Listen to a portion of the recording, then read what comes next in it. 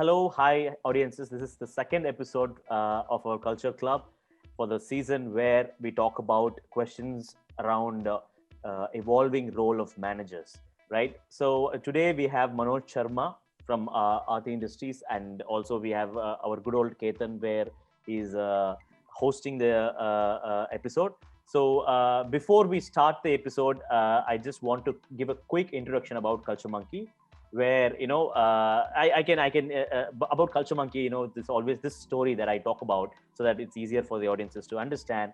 Where I was myself an engineer for more than a decade, and worked in very different countries and very different cities, and globally I observed the point of view of an engineer or any worker for that matter is not really taken seriously by managers. Even if with multiple feedback sessions, and there's no anonymity in one-on-ones, and even if we manage to communicate, there's no action, and all the feedback felt like it went into a black hole, right? So with all of this lack of traceability and lack of action on feedback, I just lost hope on this whole process. And that's when when I started my own company where we built softwares. I observed that for a year, all the stakeholders in the company, including customers, employees, I observed there's zero attrition, right? That's when I realized, why don't we scale this? And that's when we wanted to build a SaaS on our own. And we knew immediately that it must be in culture software. So 2018 is when we built Culture Monkey, and now we have a lot of enterprise clients, and we have it's so fulfilling to see that we are able to solve the same problem that I faced for more than 75,000 unique employees, and we have like more than 2.5 million individual data points in just 2 years to learn a lot about engagement and culture.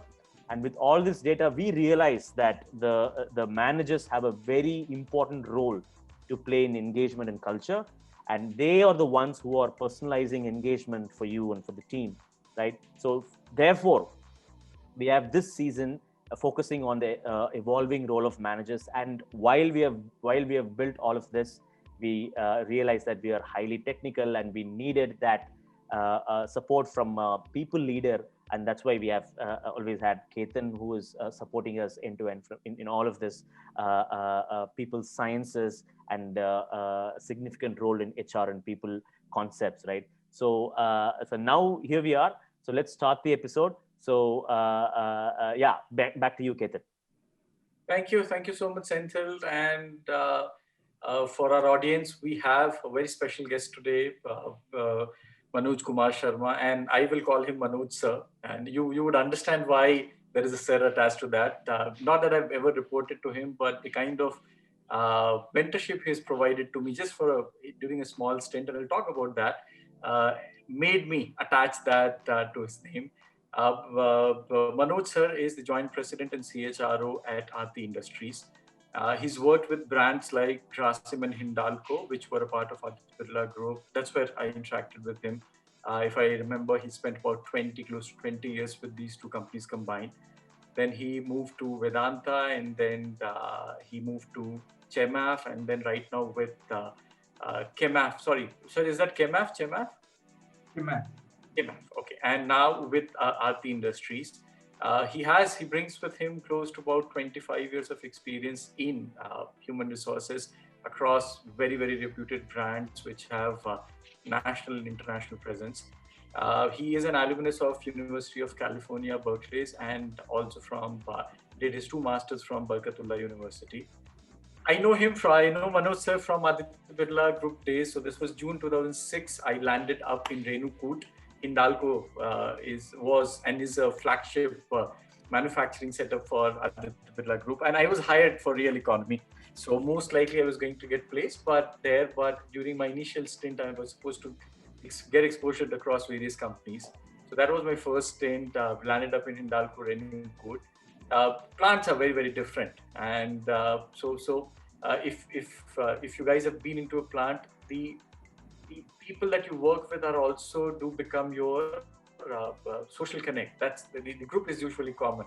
And I remember after our office times, I used to play a lot of badminton with Manoj sir, and we used to have a lot of conversations, go around places. And yeah, he ensured that I and one of my colleagues, we had a brilliant experience out there. 2 months there, we did a project, and it's a 2 month of a work sharing time frame. But one of the reasons I've connected with him possibly is because of the kind of energy he's always demonstrated. Honestly, when I went to a manufacturing unit with a tag of a group management trainee, I had saying that okay, I am God's gift to mankind, and in units you will not find people who have that coach and the mentorship DNA. But interaction with Manoj, the kind of energy and the passion and the projects that he would talk about, he didn't spend time with us on transactional things, but the conversation was very meaningful, very futuristic. He would think about things that nobody would have thought about. And I remember when I was moving out after my 2 month stint, that's when Sir also got called to Mumbai to the corporate office for a larger role. I think it was around that same time. And I've been watching him, observing him, and just a few days back connected. And in fact, when I was speaking to Senthil about a topic around sustaining and growing employee engagement and how the role of managers have evolved, I couldn't think of anybody else but to speak to Manoj sir, and we are grateful to him that he's given us his time. So welcome again to the Culture Club's Masterclass powered by Culture Monkey.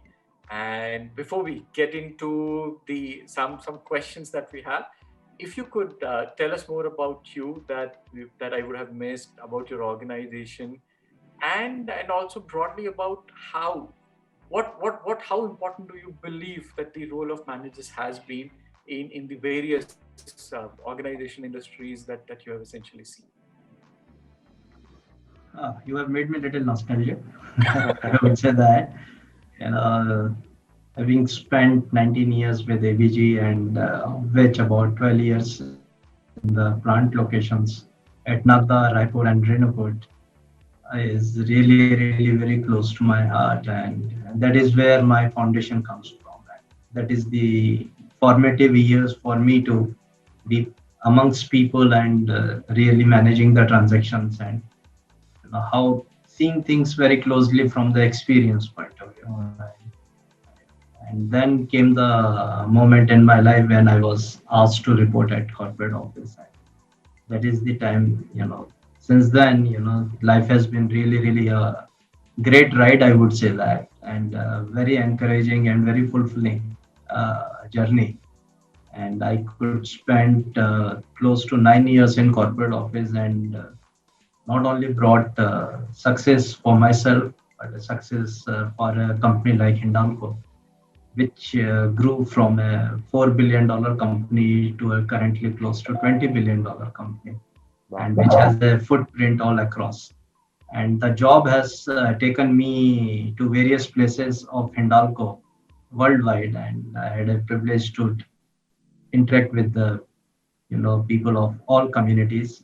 Privileged to travel many occasions to Australia, to US, and to Brazil, and to learn from the various communities. So that has really made me a very fulfilling person and a very happy person to work in the people space. So that's additionally coming to your questions. Yes, manager. What manager does in the life of the people actually? Uh, yeah, the role of the manager is very, very demanding, I would say. It was always, and it still remain demanding, and it is evolving very powerfully. And the challenges which are put on manager, the word manager is very, very demanding. When I look back, I had my manager. If I look back and imagine if that manager would have not been in my life, I think I would have been nothing, really nothing. Because that person, I still remember my first appraisal. In that first appraisal, he had written feedback. He, Manoj is has a strong leadership potential, and he has a business acumen Yeah. to do this job in a very entrepreneur manner. I don't know why this remained always in my heart and mind.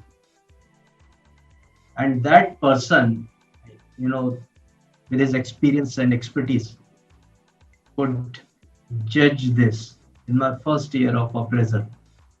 Wow. And you know, and when I read this, I think that remained and always inspired me to do things beyond the call of duty, Hmm. and to remain very, very, I would say, enterprising in my life, and to create things, to provide solutions to people, around me, in a manner where the organization reputation, their own reputation, and their growth comes in. So it has been a very, very, I mean, the manager really played a very significant role. So that was one initial input to me. The second initial input I realized when was working very closely with my manager is I realized I have lot to learn and from this individual. So I requested, I want to be your shadow. So I remember, I spent lot of time with that manager of mine, sitting in his office and doing my job, but observing him, how he is conducting himself. I really got lot of grip to do business communication from him. I remember he used to sit with his secretary, during those days, you know, really people don't know, wanted to type themselves, they had secretaries. So he used to dictate, he used to give dictation, and the way he used to give dictation, and the thought which he used to bring in, that shaped me. Wow. Small things, they're very powerful because leaders create leaders.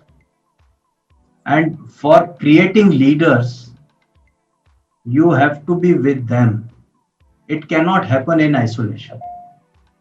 So the role of manager is, if the manager is with you, then it can impact you in big time in your and really bring up areas in your leadership, which is which may become your natural state of action, which may become your competitive edge to deal with issues, to deal with situations, to deal with your proposals, to face, you know, uh, difference of opinions coming on your proposals. But at the end, they make you really fulsome and very holistic in terms of, yes, this is what you have been able to drive through your proposal or through your work.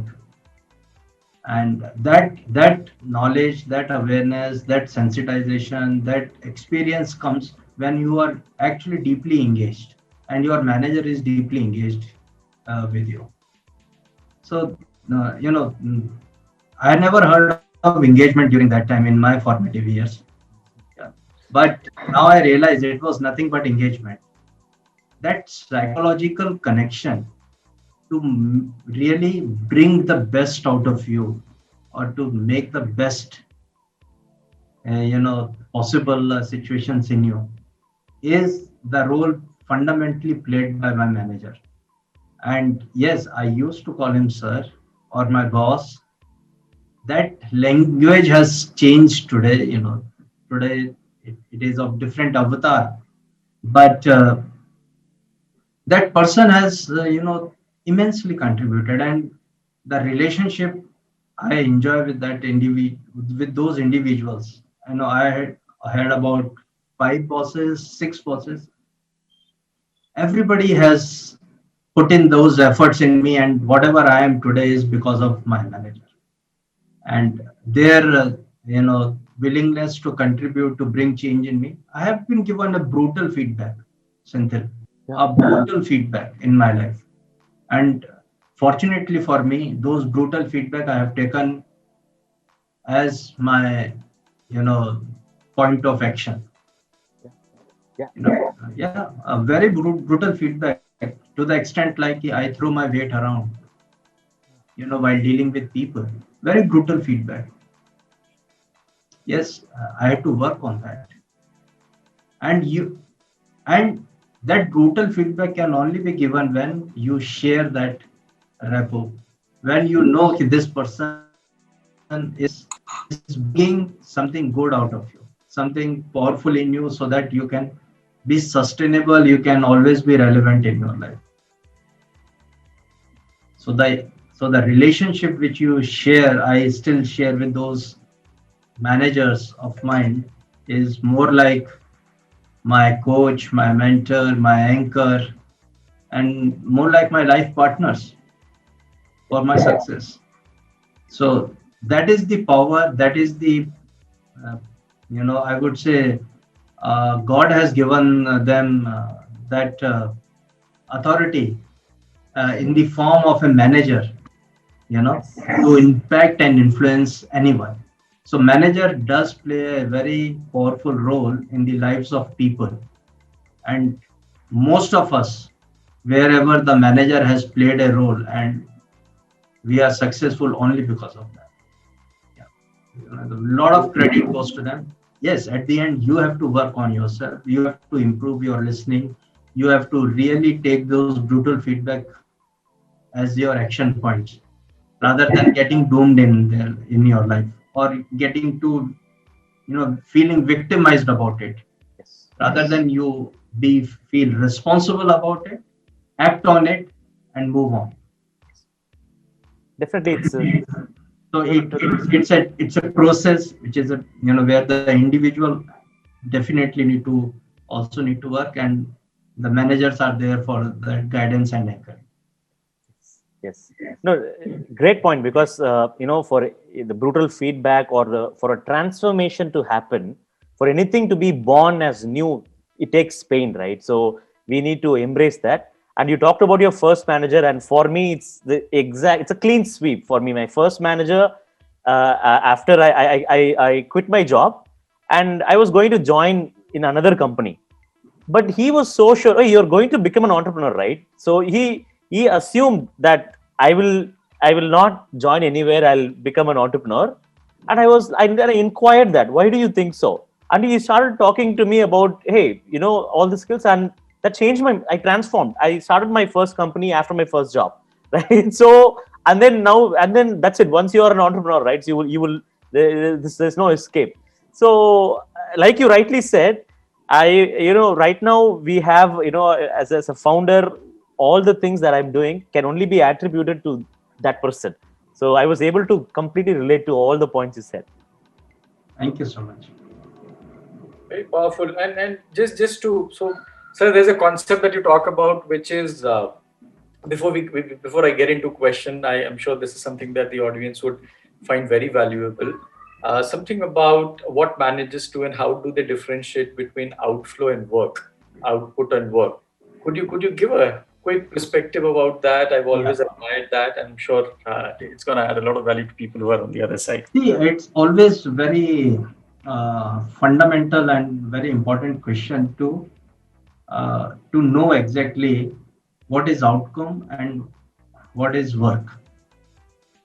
So, and that is the know how your manager can really bring in at the workplace in order to really move you in your life, or move the team's members.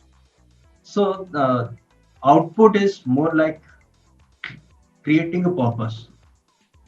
Why do you exist, or why this role exists? Why this job exists, first of all? What is this job delivering to the people, or to the internal stakeholder or external stakeholders? Is that, for example, like the job of HR head at a workplace?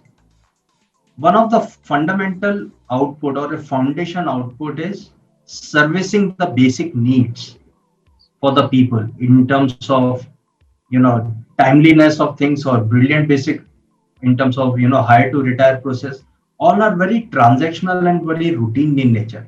But if you service those basic needs with delight, I think it that output, and you will have to do a lot of work. So output is more like setting the purpose. It, you exist, this role exists. The purpose of this role is to deliver the or service the basic needs. The work could be many to so that is work part of it. In order to service those basic needs, you will have to have various codes in place, various contracts in place, various team members in place, various discipline, operational discipline in place. So you will, and those are your role and responsibilities on day-to-day basis. But the fundamental output is servicing the basic needs. If I relate this with the Maslow's model, of that hierarchy, the basic need is the is where everything rests. What is expected out of you, and the resources required to deliver that job. So that basic needs, and to manage those, service those basic needs in order to create a customer delight is the output. And to achieve that output, you are doing a lot of work, you are taking a lot of roles and responsibilities. So the manager really need to, before hiring a person or before creating a job in the structure or in the design, the manager, if manager is able to create that clarity, if this job exists or this role exists for this output, it is really going to be very important for team members to then relate, because many people are not able to relate with their jobs. Many people are not clear in their mind what is the output, where this job, where it is really meeting the purpose, of my life, or the organizational requirement is meeting that purpose, or whatever purpose the organization is driving. So you have to, the manager need to play that important role. And what I've realized, Ketan, is clarity brings capability. By and large, when you hire people, by and large, people are possibilities, they are capable. People are possibilities and they are capable. But because of clarity issues, most of them end up as non-performers, or not engaged or disengaged.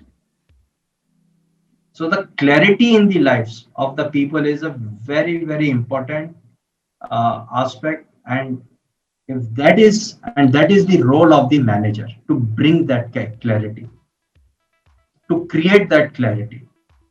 When we say what is promotion, we always, the pain area for a team member is, I'm not promoted by my manager. They often come to this. But what exactly is promotion? Why they actually targeting their manager for that? If you go to the depth of it, the promotion is nothing but it's a factor of two things: the opportunities and capabilities. Managers create opportunities and create platform for people to develop themselves. So one is done by the manager, and other is people learn, unlearn, upskill themselves to be ready to grab those opportunities. So promotion is always a factor of opportunity and capability. It's a play. If you are and if you are capable, manager sees it. Manager has a power, has an authority to create those opportunities. So that is the role, and that is the expectation. And that's why I always maintain clarity brings capability. And clarity is the fundamental role of the manager to bring in the eyes of the people, to to work on their engagement, to have larger stake in the game. Because the game the individual is playing, he or she wants to see what is the impact of my game in this role, how I am impacting the larger picture, how it is fulfilling the overall mission, purpose, and the motto of my company, how it is aligned how it is related to my vision and mission. People want to see that meaning, and that is the, if you sum up that is the whole aspect of purpose, to align your people with that purpose. And that is the role played by the manager, so manager has a very unique responsibilities, and it's evolving very fast, it's changing, it's very dynamic in nature, you know so nowadays people are saying we are a hierarchy free company, we are a hierarchy agnostic company, but it doesn't mean hierarchy doesn't exist in those environments. It does exist, but the the hierarchy is more of as an anchor, more of as a mentor, as a champion, as a leader. The hierarchy is not more from the point of view of very command and control. Even the command and control organizations are transforming.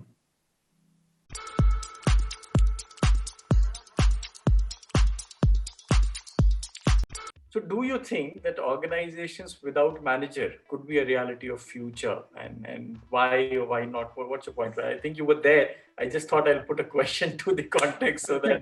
That's a great question, Ketan. Organization without manager is a possibility or not? By nature, I am a big optimist. Yeah, I know that personally. I think all of us are. Me too. Ketan is, yeah. One point of time, I had a thought in my mind. Really, I had a thought in my mind. Your computer is your subordinate, and that is long back, 15, 20 years back. This thought, and this thought always remained in me. Today, it's becoming reality in terms of machines, the AI, and the kind of disruption it is coming in. The jobs are getting very independent without much of people interface. Right? It's getting more automated, more, I would say, very program driven or very directional driven. That is the power of technology coming in. But that fundamental aspect of knowing your people, loving your people, is something is a big question, is still machines can't do. Yes. And that's why I do feel managers are going to be there. They cannot be taken away from the system. And managers, when I say that, it means the hierarchies will remain in the system. How those hierarchies would operate is transforming big time. It's not operating the way it used to operate 10 years back or 5 years back. It is now more of enabler, more of an anchor, more of a mentor or a coach, those roles are. And that is where, the big concepts like many managers become managers because of their tenure. Yeah. That is the fundamental, change is coming in the system. People may not become manager because of tenure. Yes. So that may drop, with this thought whether the manager would remain or not, but certain aspect of those roles and responsibility may drop, and something different may add to this. But yes, we would need some level of that human touch, personal touch, in the form of enabling or coach or a guide or a mentor or anchor to channelize the energies and the thought process of the people.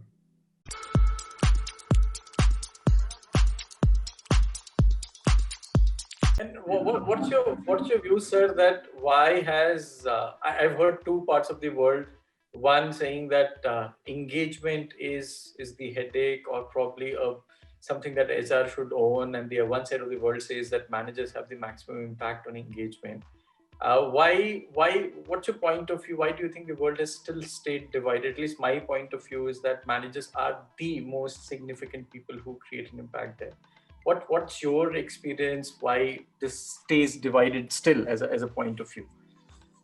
Yeah, it's a Again, a very good question, very powerful. I'm coming from something very different, actually, very unique here. You know, HR is such a area, such a function, where and where everybody has views. Yeah. In a way, everybody plays a role of HR.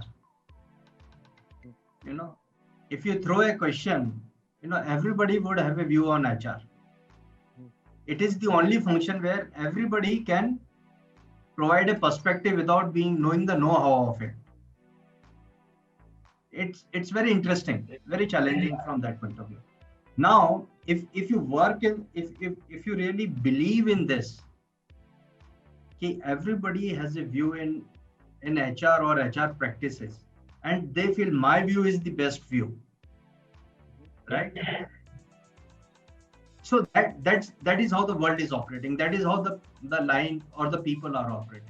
And there is one side of HR function per se, and the custodian of the various policies, practices, and system and the culture. They try to create their own world, and they try to impact that world to these people. Now, what is happening? It depends on at what stage the organization is in. You perhaps they need to coexist, in my opinion. It's not something at the cost of the other. They need to coexist, and that coexistence need to be co-created, right? So HR function per se really need to think how do they have to align and collaborate with these people, and these people need to be imparted with tools and techniques and frameworks and guidance or know-how or knowledge to do that work in a manner which HR is advocating. So it's that balancing is needed, perhaps. But in my opinion, it's not something at the cost of one. It will coexist, and it has to coexist only. Then only more balanced, more sustainable, and more, I would say, robust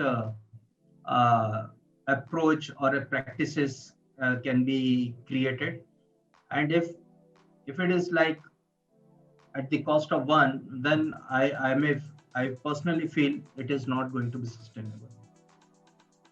So for the sustenance purposes, coexistence is must. I might have not answered your questions directly, yes or no. It's not a binary question though. But I personally feel the coexistence is important, and that balance is important. And that's why I really invite people from line to work in HR, and that's the need, very important need. Good people to really make their career in people function. And fortunately, with new generation, I think this is a big realization. A lot of people are now, taking up this as a career. When I was graduating, when I was coming out of it, out of a class of 80, we were 5 people in HR as a major. Nobody wanted a career in HR from even the intent point of view. The intent, I mean, is from the qualification or education point of view. So today, but that's not the case. And that is a very transformational, fundamental change is happening. But yes, it will be coexistence. It will be more of a co-creation and coexistence. And that is something, I would share at some point of time. That is something I am trying to create in Aarti Industries. That kind of a culture.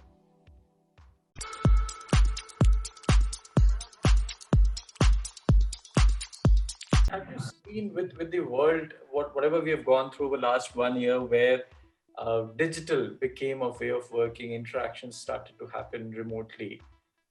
Do you see a change in the expectation that organizations or employee have from their managers? What kind of major 2-3 shifts that you have seen that over the last 1 year, and which is going to stay for long? So I have a couple of hands-on experience here. When I'm dealing with people in manufacturing locations, and when I'm dealing with people in the metro locations or the office locations, I think in both these perspectives, the role of the manager is, or the role of the team members is very different. What I notice remote working is, we have been, HR people have always been like proposing, have a 5-day week or a 4-day week. And most of the corporates were not inclined. See, how can we have a 5-day week? How, unless and until I don't see my people, how can I really work? This pandemic, which is a big event in the lives of the people, has taught all of us it's possible. Now people are thinking, work from anywhere, forget about work from home. Yeah.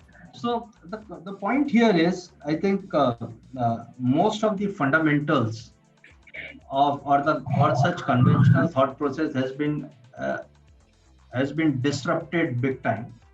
And all of us have learned a lot, even at the cost of something which is like our own safety and our own health. So people have realized, because of that, we could really remain productive and relevant and still do our job. And the managers have realized it's not always you need to see your people in front of you. They have realized this, and it's a big time realization. But what is happening, since we are learning in this process, there is a lot of productivity issue, which managers are facing and surfacing it also, because everything is calendar based, everything is very time based. And in the good old days, when you are in front of us or the people are in front of the manager, a lot of multi-skilling happens, and a lot of work happens just by your mere presence, and for that you don't need to have a calendar invite or an invite, and you just walk up to the person and look what's happening and whether this is done or not. No, your work is finished in 2 minutes, 3 minutes. So what happened here is, since we really managers were not equipped to understand and deal with this world, they try to develop their own mechanisms to deal with this situation. As a result, lot of work gets shifted. I initiated a project. I thought it can get over in 3 months. It took at least 6 months to get over. Yeah. So we need to really understand the situation, whether work from home from the holistic perspective, to what extent it is feasible, to what extent we need to understand is practical for the organization, and it may vary company to company, from which is a technology driven company or a service oriented company to a very pure hardcore manufacturing company. Hardcore manufacturing company, people need to show up. Show up. I mean, it's given. They need to show up. They need to be there present, to manage those assets. So when I was dealing with, my manufacturing locations, what I did, or with the help of my managers, is we could reorganize the shift pattern.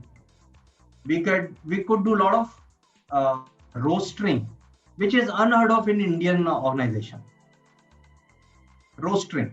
We had a 4-day roster, we have a 3-day roster, 2-day roster, those kind of things. And then we ourselves, put in our efforts to learn with the technology, how the Google Meet work, how the, other platform works. And and automatically everything falls in place. So people, the situation really teaches human beings big time. That's why people are, called resource. They really, catch up very fast. And fortunately, when I really relate with my people at the manufacturing locations, the managers are pleasantly surprised.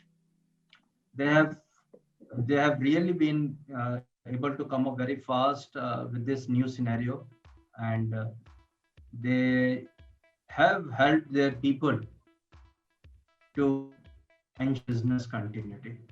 Yes, some work suffered, some got delayed, and but from HR point of view, what we have created in them is don't demand productivity during this time. The softer aspect is important, and that is what we have created in them, and that is where the managers has played a big role by remaining very level headed rather than talking about non-performance or talking about productivity issues or talking about work did not complete in time. Rather than be with them, have a maintain that communication, maintain that connect. So the softer aspect of it, I think for that most of the organization took a lot of initiatives to reorient their people, or especially the people managers, how to conduct during this scenario. In our case, I remember I must have done around close to 120 days of work with my people in terms of orienting them how to deal during this time, and to so that they feel complete, they feel uh, confident to deal with this situation. So these are the few thoughts.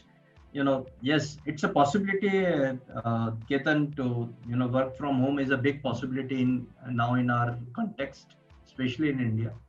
And in the 4 days, 5 days, or 3 days of work, nobody would now ask a question.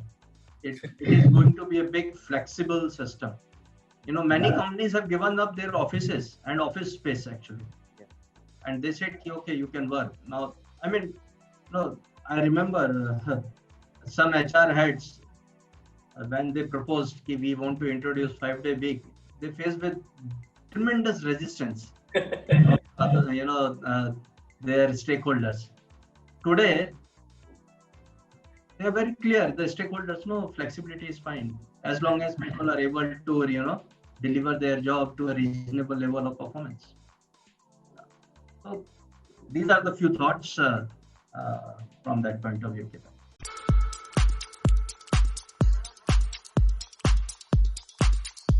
You also briefly touched about saying that the younger generations which are coming into workplace are far more, you said that they're accepting HR as a challenge and as a function. This question is more to do with that younger generation, but not to do with HR mostly. But with the average age coming down of the workforce coming down, and a lot of younger generation, younger population, the later millennials or the Gen Zs coming into, what is that one thing that you would want any manager who is managing this team to learn new or adopt new or focus on? Any one thought for them? I would say how they relate to their job is that is the only one thing, fundamental thing. And if they are that clarity is provided to them by the manager, how really when they are out of campus, when they come to the corporate or to the locations, how they really relate to their job, where they see their skills and capabilities are used, how it is used, and how they can ramp up their skills and capabilities. And the fundamental aspect is they want to feel responsible. They want to, it's not about career, it's about their life. So in today's generation, in this generation, it's very sensitive to this fact, what they are doing with their life, and when they start their first jobs or second job, always this question, what am I doing? What am I doing? And this is something very, very fundamental to address, and that addressing can happen big time by the respective manager. What these people are doing, basically. Interesting. That Very simple, but very core actually, in my opinion. Very. Yeah, I think this point on saying that they're looking at more the younger generation is more purpose driven, meaning driven. You need to create a manager needs to create a connect between their life and how this role, how career will enable them rather. Career being the end, it just means to life It's is. about all their life actually, not about career. Yeah, very interesting. But Sorry. I'm curious, sir, what is the best answer you ever received for this question? How do you relate to, from a manager, so that it makes it easier for our audience also. I mean, if you remember some. Yeah, I'm just. I have not yet received the best answer. Okay.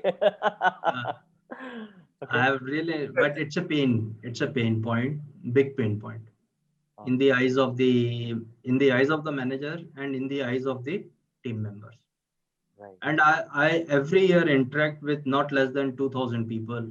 I used to interact more than 5,000 people earlier, but in the last 2-3 years, at least every year I interact with 2-3,000 youngsters. I go to various campuses to address people. This remains a fundamental concern. And I think some level of thought, some level of clarity is needed here to really to disrupt the jobs at this level, because it's again very run of the mill kind of a system. Right. And when you really bring your people from campus and you put them into that run of the mill, I think people are not ready. Right. People are not ready. They really want to see bigger meaning, like Ketan mentioned, the purpose, the meaning, and because it's about their life. It's not about the money they are getting in their bank account at the end of the month. It's not about that. Today's generation is really, really far away from this. Yes. So my only thought is, I think that is one pain area which collectively the organization need to really introspect and take a shot. How they can really disrupt this run of the mill thing. You are hiring every year 200-300 people and putting in them into that 1 year of rigor or 6 months of rigor or 2 years of rigor, and you expect at the end of the 2 years the eureka will be there. In 2 years, invariably, if you see the attrition level percentage of first 2 year in the job is very high. I think my estimate is to the extent of 50 to 60%, right, or maybe 70%. In some companies, it's completely like gone 100% in 2 years. And these are the bigger brands I'm talking about. So, and the fundamental reason is this: if the organization and the manager is not able to create that purpose, not able to create that clarity in the minds of the youngsters, how they relate to their job, how they see, how they really, find meaning into that.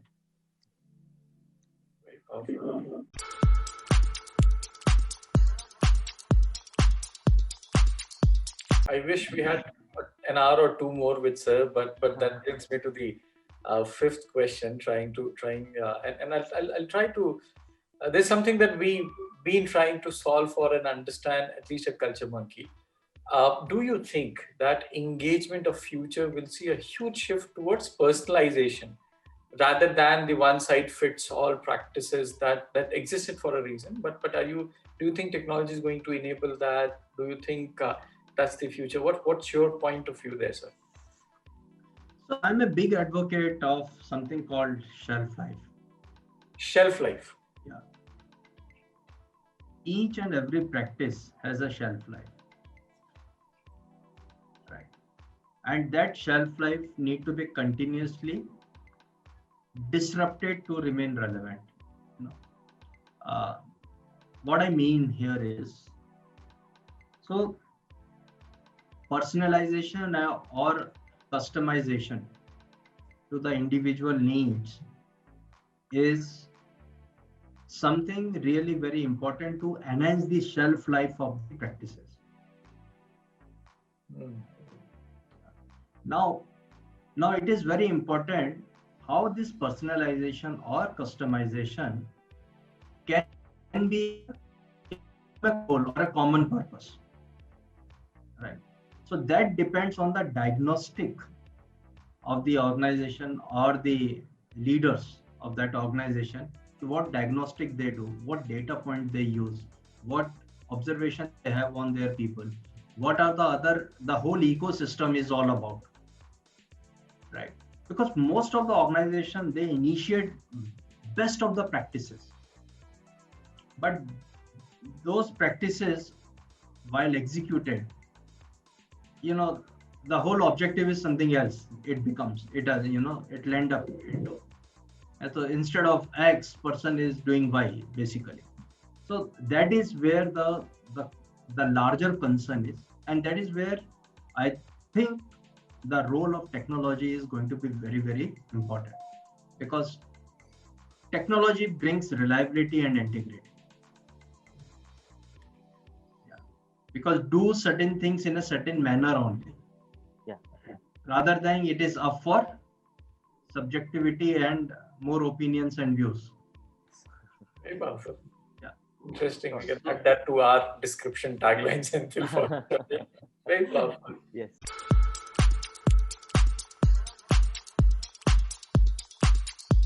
Before we conclude, sir, I have 4 rapid fire questions for you.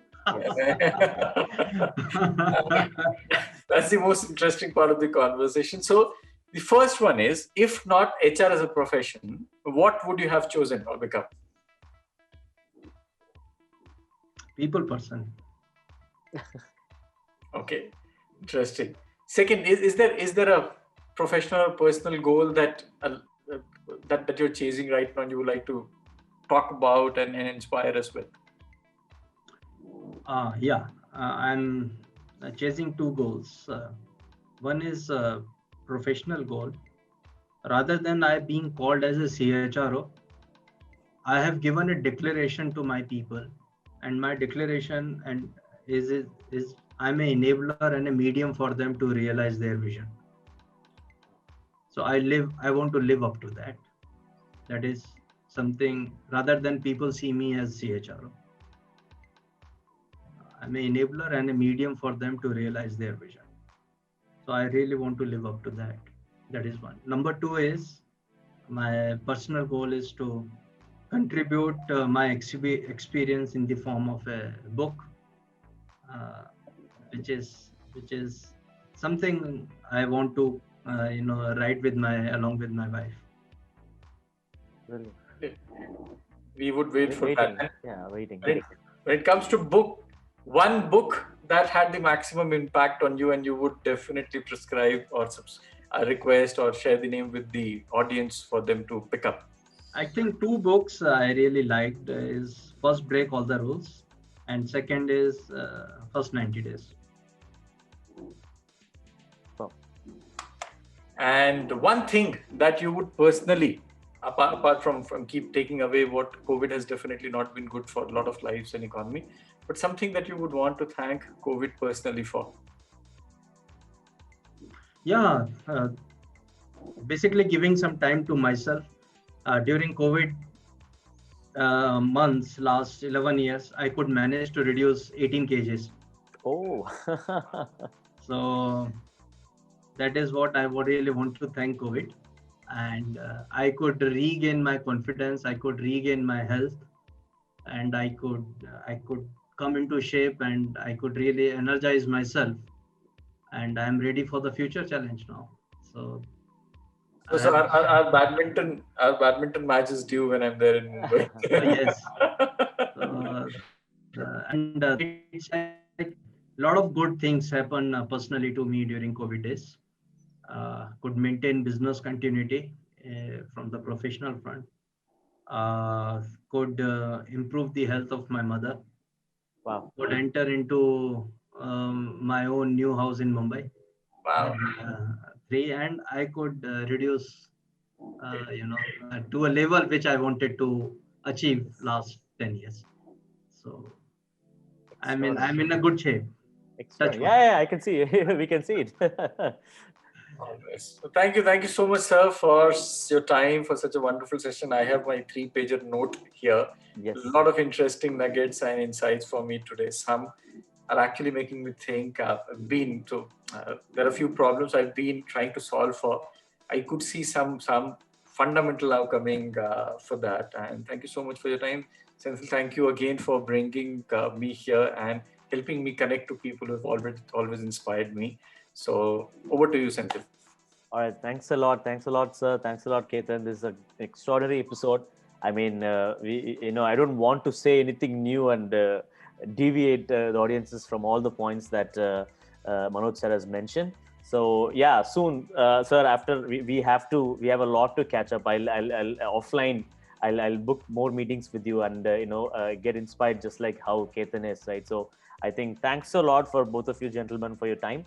And yeah, we let's meet again the next episode.